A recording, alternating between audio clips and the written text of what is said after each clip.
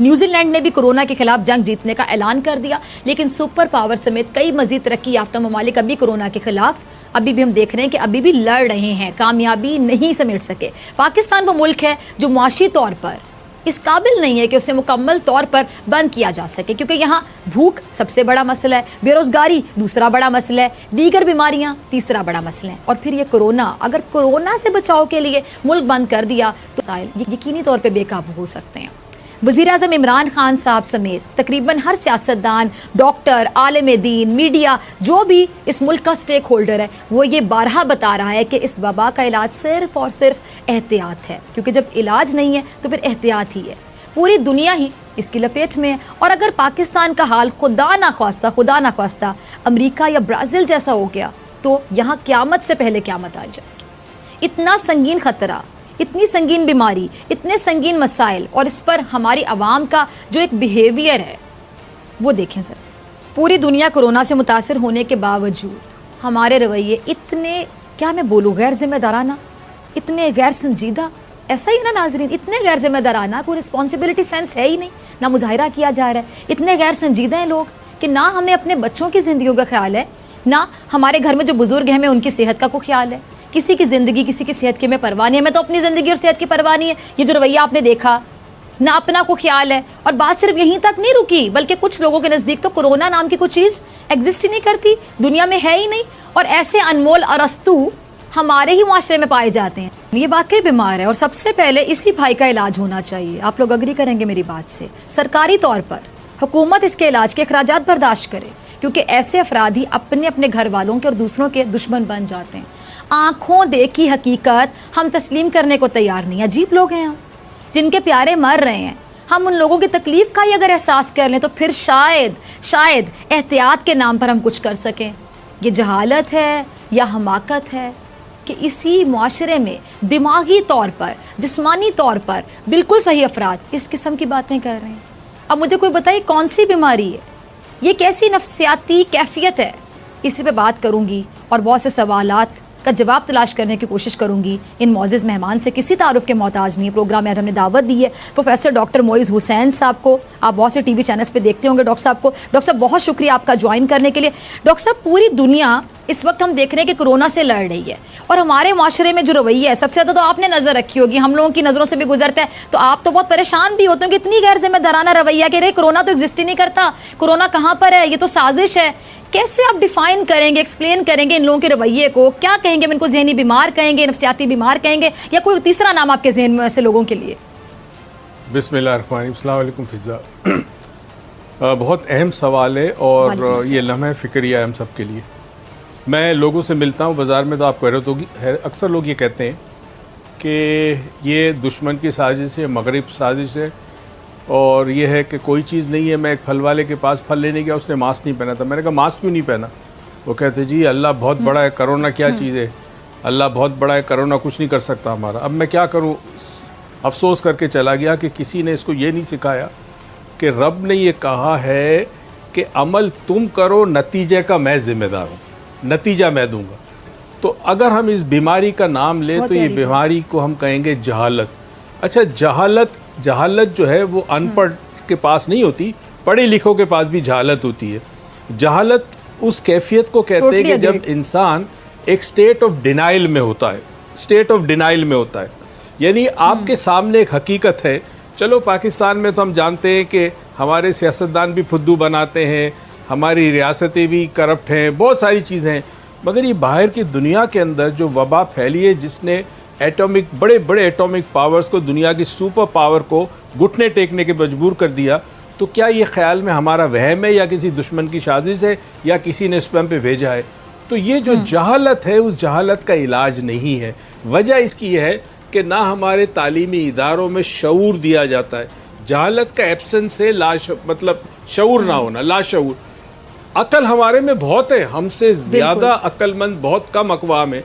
हम मिलावट में माहिर हैं, हम जुगाड़ करने में माहिर हैं, हम हर चीज़ में माहिर हैं, मगर जहाँ शऊर हो, शऊर हमारे पास है ही नहीं। शायद वजह एक हमें दिया नहीं गया। तो अब यहाँ जो बहुत बड़ा मसला होने वाला है वो सिर्फ आवाम का नहीं है। मैं आपको एक छोटी सी बात बताऊँ, मुझे हैरत है, हमारे यहाँ इतने बड़े बड़े सियासतदान बैठे हैं, वज़ीर बैठे हैं, उनमें से बहुत पढ़े लिखे हैं, हमारे बड़े बड़े एडवाइज़र बैठे, क्या इतनी समझ नहीं है उनमें कि अगर आप बाज़ार खोलते हैं कुछ घंटों के लिए तो चूंकि लिमिटेड टाइम पीरियड होगा तो आवाम का रश बढ़ेगा। क्या आप ये अनाउंस नहीं कर सकते कि ठीक है जी 24 घंटे बाजार जिसको खुला है दुकान खुली रखे? जब वक्फा ज़्यादा होगा, टाइम ज़्यादा होगा तो हुजूम नहीं होगा। जब हुजूम नहीं होगा तो लोग एक दूसरे से करीब नहीं होंगे। आपने खुद देखा होगा, कई चैनल्स पे मैंने देखा, जब पहले दिन लॉकडाउन नरम हुआ उसके बाद लोग इस तरह टूटे जैसे पता नहीं कोई मुफ्त में खाना बट रहा हो, मुफ्त में कपड़े बट रहे हो। और ऐसे पढ़े लिखी अच्छी खवातीन और मर्द जो अच्छी फैमिली से थे वो भी इस तरह घुसे दुकानों के अंदर क्योंकि उनको सूट्स लेने थे, कपड़े लेने थे। तो अब ये जहालत उस कौम में ख़त्म होती है जिस कौम में लीडरशिप हो जो उनको शऊर दे। तो जब हमारी लीडरशिप की यह हालत है कि उनके पास खुद शऊर नहीं है इस चीज़ का कि हमें किस तरह लोगों को बचाना है, तो आप क्या एक्सपेक्ट करती है किसी और से? अच्छा डॉक्टर साहब, मुझे ये बताइए कि नफ्सियाती तौर पे ये भी एक बहुत बड़ा इशू है कि जी अभी इतना फियर है, इतनी एंजाइटी फैली हुई, बाकायदा मतलब मुझे एंजाइटी हो गई थी कि यार ये कोरोना क्या चीज़ है। आपके घर में बेशुमार लोग होंगे जो परेशान होंगे, हम एहतियात करें, सिर्फ एहतियात कर सकते हैं। मुझे बताइए कि ऐसे हालात में ईद के कपड़े लिए जा रहे हैं, चले बच्चे जिद करते हैं आप उनके कपड़े तो ले लेते हैं, बच्चों को नहीं आप समझा सकते कि कोरोना की वजह से हम शॉपिंग नहीं कर रहे, लेकिन बड़े लोगों को भी शौक है कि मैंने कपड़े लेने हैं, मैंने जूते लेने हैं नए। ऐसे हालात में कौन देखेगा? सोशल डिस्टेंसिंग की हमें बाकायदा हिदायत दी गई है, हम कहाँ लेके जाएंगे वो कपड़े, कहाँ पहन के जाएंगे जब हमें जाना ही नहीं कहीं पे? हमने अपने घर में लोगों को दावत नहीं देनी, इतने लोगों को इकट्ठा ही नहीं करना। पहला पॉइंट ये कि आप अपनी जान को हथेली पे रख के अपने जहन को सुकून देने के लिए कि शॉपिंग करना चाह रहे हैं तो जाहिर बात है आप अपने जहन को सुकून देना चाह रहे हैं, इसको जरा नफ्सियाती तौर पर डिफाइन कीजिए कि आप जान हथेली पे रख के जिंदगी को खतरे में डाल के एक थोड़ी सी रिलैक्सेशन लेना चाह रहे हैं कि शॉपिंग करने से मजा आएगा। फिजा, मैं चंद बुनियादी प्रॉब्लम्स बता रहा हूं जो हमारे साथ हुए। जब पाकिस्तान बना उस वक्त एक नारा लगाया गया कि पाकिस्तान का मतलब क्या, ला इलाहा इल्लल्लाह। पाकिस्तान का मतलब ला इलाहा इल्लल्लाह नहीं होना चाहिए था, पाकिस्तान का मकसद ला इलाहा इल्लल्लाह होना चाहिए था। मतलब और मकसद में बड़ा फ़र्क है। चूँकि मकसद नहीं था तो यहाँ पे अल्लाह ताला का वो निज़ाम जो राइज होना चाहिए था वो नहीं हुआ, और उस निज़ाम का सबसे बड़ा जो इंडिकेटर है वो ये है कि अदल और इंसाफ होता, वो नहीं हुआ। तो वहाँ से हमने गलती की। अब उसके बाद दूसरी चीज़ मैं आपको बताऊँ, जब कोरोना के ख़िलाफ़ बातें हुई और कोरोना की पता चला कि दुनिया में कोरोना फैला, पाकिस्तान में आया, हमने एक गलत स्लोगन बनाया। स्लोगन क्या था? और मुझे अफसोस है किसी ने सोचा नहीं। देखिए, मैं माइंड साइंटिस्ट हूँ। इंसान जो अल्फाज बोलता है ना या सुनता है, जहन में उसके इमेज बनता है। ब्रेन हमारा लफ्ज़ों पे नहीं चलता, हर लफ्ज़ का ब्रेन एक तस्वीर बनाता है, एक खाका बनाता है। आपने स्लोगन दिया कोरोना से डरना नहीं लड़ना है, ये भी गलत है, क्योंकि अब ये सारी आवाम आ गई है, क्योंकि उनको पता है कि हम तो बड़े लड़ाके, हमने तो इंडिया के साथ इतनी जंगें ली, हमसे कोई जीत नहीं सकता। स्लोगन ये होना चाहिए था कि कोरोना से डरना नहीं बचना है। अगर ये स्लोगन पहले दिन से आता तो लोगों के जहन में बचने का तस्वुर आता या लड़ने का तस्वुर हो गया। तो अब बचने के लिए अब हम बार बार कह रहे हैं बचोगे कैसे। तीसरी चीज, social distancing is also a wrong word. Social distancing का मतलब है समाजी तौर पर दूर होना। असल में ये वर्ड होना चाहिए फिजिकल डिस्टेंसिंग। मैं पाकिस्तान के लिए कह रहा हूं क्योंकि शऊर नहीं है ना। दुनिया के लिए सोशल डिस्टेंसिंग बिल्कुल परफेक्ट है, बिकॉज वो समझते हैं।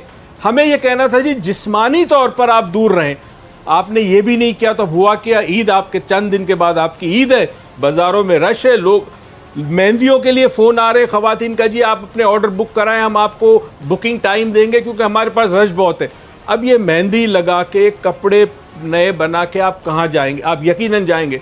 फिजा, ये मेरी बात याद रखना, ये कोई अमल नहीं करेगा, जाने के लिए बना रहे हैं ना कपड़े जाएंगे। और ये भी मैं आपको गारंटी, बगल गिर भी होंगे, गले भी लगेंगे।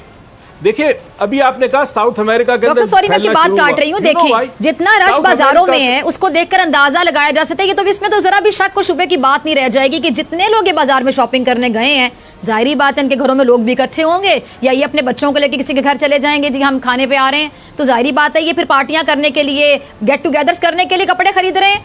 तो फिर कैसी सोशल डिस्टेंसिंग? आपकी वाली बात सही कि सोशल डिस्टेंसिंग नहीं, फिजिकल डिस्टेंसिंग, ये एक लफ्ज का इस्तेमाल होना चाहिए, फिजिकल डिस्टेंसिंग चाहिए।